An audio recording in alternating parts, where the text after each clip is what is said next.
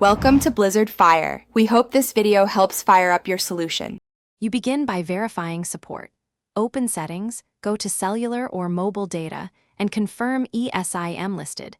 This ensures compatibility. Once done, get the carrier QR code or activation code. If using the carrier app, sign in first so the profile is ready.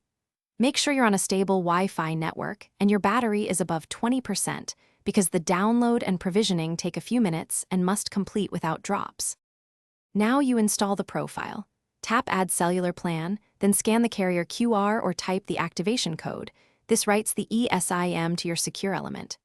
After it downloads, assign a label and select whether it's primary or secondary so you can tell lines apart. Then decide defaults.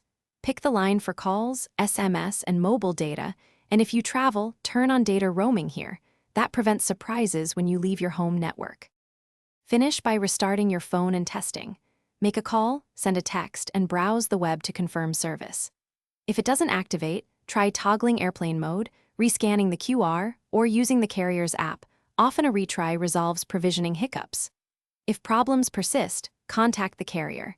Keep your physical SIM active until the ESIM is fully functional, since they can revert or reprovision your profile remotely if something goes. Thanks for watching. If you found this helpful, don't forget to like and subscribe.